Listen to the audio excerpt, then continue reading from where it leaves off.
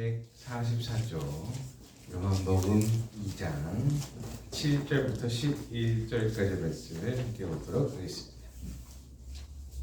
신약성경 144조 요한복음 2장입니다.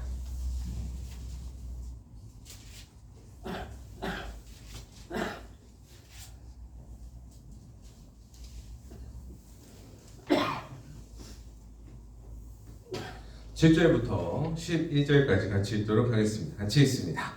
예수께서 그들에게 이르시되 항아리에 물을 채우라 하신즉 아기까지 채우니 이제는 떠서 연회장에게 갖다 주라 하심에 갖다 주었더니 연회장은 물로 된 포도주를 맛보고도 어디서 났는지 알지 못하되 물떠온 하인들은 알더라. 연회장이 신랑을 불러 말하되 사람마다 먼저 좋은 포도주를 내고 취한 후에 낮은 것을 내거늘 그대는 지금까지 좋은 포도주를 두었도다 하니라. 예수께서 이 첫 표적을 갈릴리 가나에서 행하여 그의 영광을 나타내심에 제자들이 그를 믿으니라. 아멘. 본문은 예수님의 첫 기적이라고 할 수 있는 가나안 혼인잔치의 포도주 기적입니다. 아까 예배하기 전에 술 얘기를 하길래 아이고 오늘 포도주 얘기가 나오는데 거기서도 나오네 이런 생각을 했어요. 그러니까 잔치집에 홍어가 빠지면 안 되듯이 또 잔치집에 포도주가 빠지면 안 되겠죠. 근데 이 포도주가 떨어졌다는 상황은 난감한 상황일 겁니다. 이 잔치를 준비한 혼인 잔치를 준비한 혼주나 신랑 신부 입장에서는 굉장히 난감한 상황이었을 거예요. 근데 이 난감한 상황에 예수님의 첫 표적이 나타납니다. 우리의 인생도 마찬가지입니다. 신랑 신부가 혼주가 포도주를 넉넉히 준비했겠죠. 설마 넉넉히 준비 안 하고 떨어질 걸까 딱 맞춰 계산한 사람이 어디 있겠습니까? 아마 다들 먹고도 남을 만큼 준비했을 거예요. 근데 그때 주량이 엄청 센 사람들이 많이 왔나 보지. 우리는 한 5잔이면 끝나는데 누구는 3병을 먹어야 되고 5병을 이렇게 얘기하는 거 보니까 주량 센 사람이 많이 왔나 봐. 그러니까 포도주에 동이 나는 거죠, 포도주가. 그러니까 잔치 자리의 주인이 어려운 상황이 있었어요. 우리 인생 살아갈 때에도 건강이 깨질 때도 있고, 어떨 때는 재정적인 어려움이 있을 때도 있고, 어떨 때는 마음의 평안이 바닥날 때가 있습니다. 누구는 안 건강하고 싶었겠나? 누구는 돈이 없고 싶었겠나? 누구는 그걸 계산 안 하고 살았겠나? 근데 그런 때가 있어요. 참 인생의 쓴맛을 맛보고 느낄 때가 있죠. 하지만 주님은 그 결핍의 자리에 물을 채우라라고 말씀하셨습니다. 주님은 없는 것을 만들어내시는 분이 아니십니다. 그러니까 없는 것을 니네가 채워라고 독촉하시는 분이 아니에요. 그저 우리 곁에 일상에 그냥 너무 흔해 빠진 것들을 채우라고 얘기하십니다. 항아리 여기에 누가 다 채워 이렇게 얘기하셨어요. 그리고 하나님은 우리의 부족함을 꾸짖지 않으셨고 오히려 반대로 빈 항아리에 하나님의 은혜의 그릇을 담으셨습니다. 우리가 무엇인가 없을 때의 결핍은 하나님이 일하시는 기회의 순간이고 우리의 없음은 하나님의 부유함이 드러나는 통로입니다. 내 인생에 포도주가 떨어졌다고 낙심하지 마십시오. 이제 곧 주님이 시작하실 더 놀라운 잔치의 소막이 일어납니다. 무엇인가 없을 때, 결핍이 생겼을 때, 그때 하나님이 더 우리에게 물을 채우라라고 말씀하세요. 7절, 8절 말씀에 보면 예수님이 하인들에게 항아리에 물 채워 그리고 연회장에 갖다 주어 라고 말씀하십니다. 물을 물이라 부르지 않고 이미 변화된 것처럼 주님은 우리에게 신뢰를 요구하셨습니다. 하나님은 인생을 부유케 하실 때 우리의 상식을 뛰어넘는 방식으로 일을 하십니다. 어떻게 맹물 같은 인생이 극상품의 포도주가 될 수 있었을까 의심하지 마십시오. 일상을 살아내는 것, 항아리 끝까지 차오르게 하는 것, 그리고 그것을 운반한 것까지 채원이들은 그 항아리에 어떤 것을 채웠는지 봤고 그걸 날라주면서 뭘 날라줬는지까지도 아는데 자기가 채우고 꾹꾹 담아서 나눠줬던 그것이 포도주가 되었습니다. 여러분, 일상이 그만큼 중요합니다. 물을 가득 채워라. 여러분의 일상에 물을 가득 채우시기를 바랍니다. 뭐 대단한 거 아닙니다. 뭐 주인이 다이아몬드로 불을 붙인 그 뭘로 해가지고 빨리 돈을 써가지고 그 물을 이렇게 원소 배합해가지고 포도주로 만들어라. 뭐 이렇게 하지 않으셨어요. 그냥 물을 채워 그리고 갖다 줘. 이렇게 했는데 물이 변하여 포도주가 되었습니다. 예수님의 첫 번째 기적이죠. 우리에게 아기까지 물을 채워라 하는 것은 우리의 일상을 가득 채워라라고 하는 겁니다. 하나님이 우리의 공급원 되십니다. 우리가 주님의 말씀에 마음의 항아리를 아기까지 채울 때 그 평범한 순종을 통해 천국의 풍성함으로 이 땅으로 끌어오십니다. 부유함은 내가 쟁취하는 것이 아니라 하나님으로부터 이루어지는 겁니다. 주님께 나를 연결할 때 부유함이 생기는 거예요. 주님은 우리 삶의 밋밋한 순간마다 하나님의 은혜의 해로 주님의 뿌리로부터 올라오는 그 은혜로운 진액으로 우리가 세상에서 누릴 수 없는 달콤한 즐거움을 주시게 될 줄 믿습니다. 그리고 9절 10절 말씀에 연회장은 나온 포도주를 보고 감탄해요. 사람마다 먼저 좋은 거 주고 나중에 취하면 나쁜 거 주는데 야, 너는 끝까지 좋은 거 주네? 라고 얘기합니다. 이게 하나님 스타일이신 것 같아요. 세상에는 처음에는 화려하다가 갈수록 시들지만 하나님이 주인공 되시는 인생은 갈수록 풍성해질 줄로 믿습니다.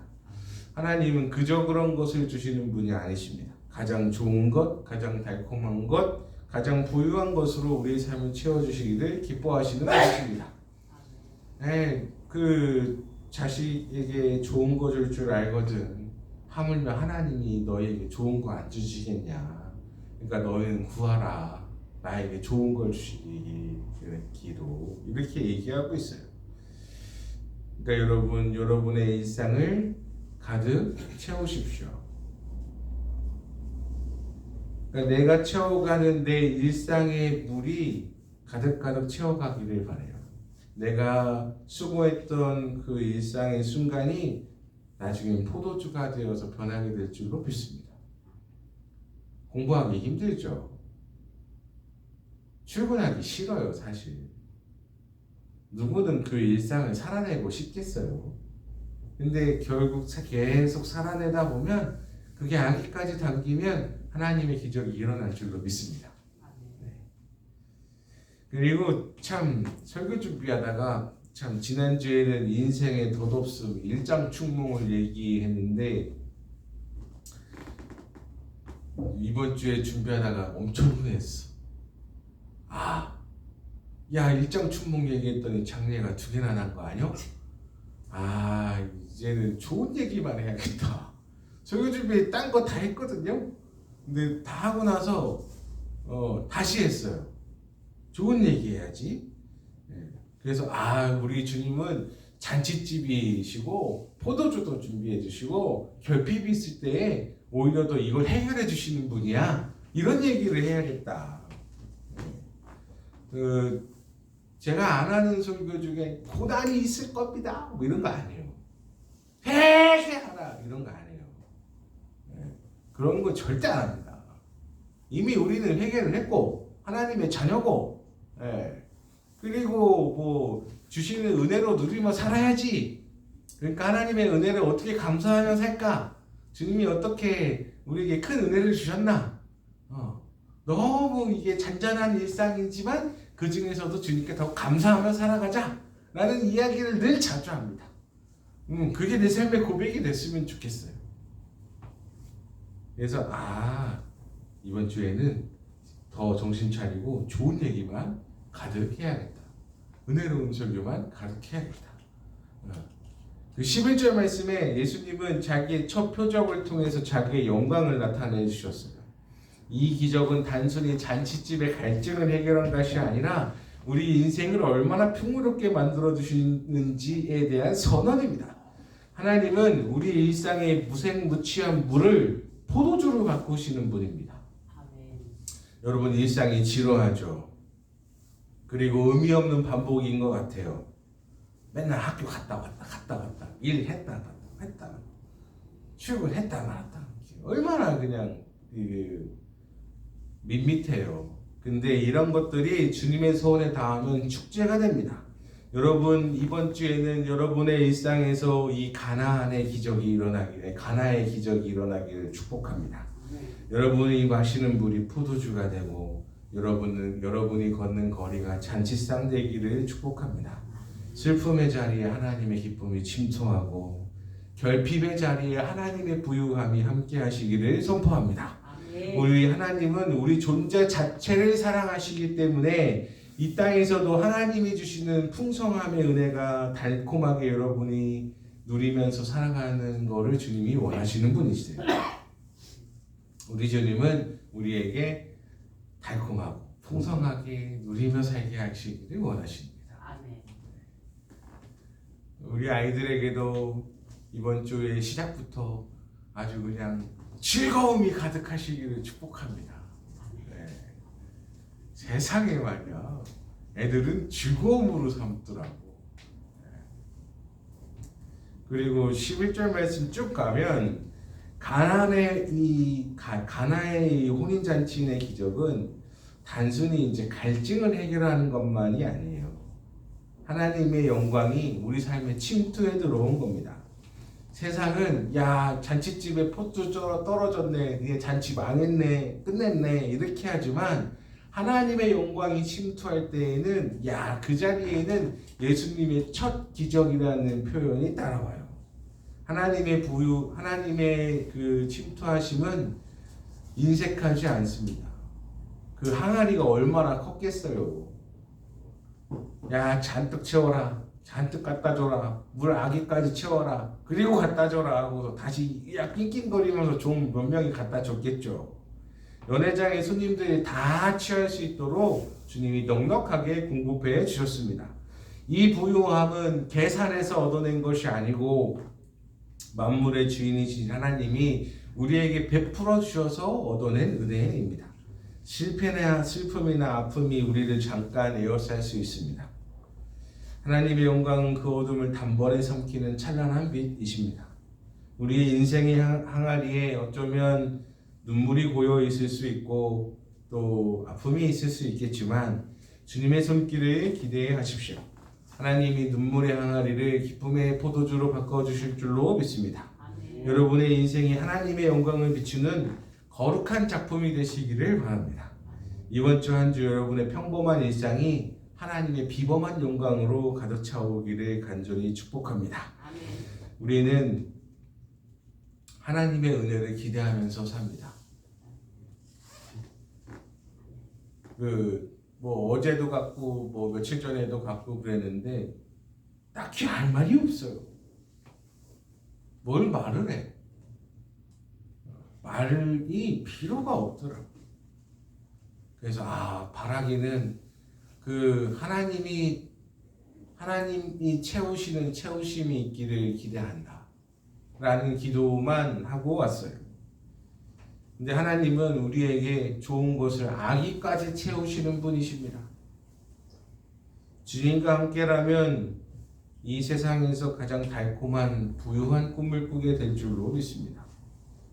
여러분과 가정과 일터에서 맹물이 일상이 포도주로 바뀌는 은혜가 있기를, 역전의 은혜가 있기를 축복합니다. 주님이 주인공 되시는 인생은 결코 기쁨이 마르지 않게 될 겁니다.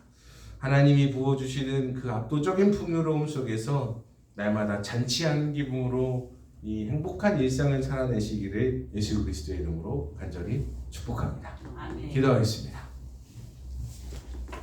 하나님 감사합니다. 우리가 살면서 결핍이 없을 수